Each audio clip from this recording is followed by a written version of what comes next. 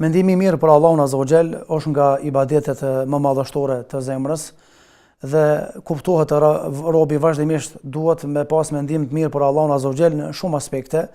Duhet me pas mendim të mirë kur i lutet Zotit, duhet me pas mendim të mirë kur Allahu e prevon nga diçka. Thjesht në çdo gjendje, në çdo situatë duhet me pas mendim të mirë për Allahun Azza wa Jall. Nga se çu ka thënë Zoti në hadithin kudsi, ana inda dhanni abdi bi, unë jam do thotë robi jam sikur sa ai çu mendon mua. Nëse ti e mendon se Allahu është falës, ka më të fal. Nëse mendon se Allahu i përgjigjet lutjes sonde, kuptohet me bindje, do thotë ai ka më i përgjigj lutjes sonde.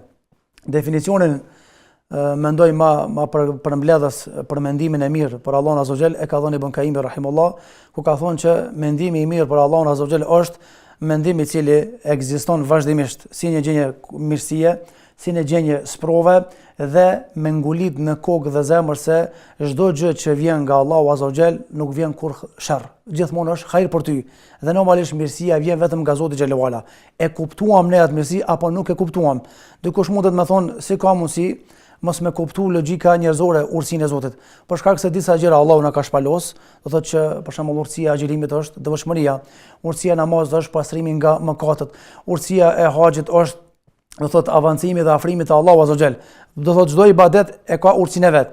Disa ibadete Allahu i kalon sekrete, do thotë urtësitë e tyre dhe nuk do thotë që na si mendje dhe logjik njerëzore nuk i kuptojmë e mos me pas do thotë ajo urtësinë e vete. Andaj kërkohet prej neve që vazhdimisht do thotë të kemi mendim të mirë për Allahun Azza wa Jall dhe ta njohim Zotin xhallahu ala në gjendje mirësie dhe në gjendje sprova. A mundet çdo kush këto me arrit? E pastaj këtu ka dallime. Përse po them ka dallime? Nga se ka thonë pejgamberi alayhi salatu wasallam në një hadith vërtet, "I'rif rabbaka fi ar-rakha'i ya'rifka fi shidda."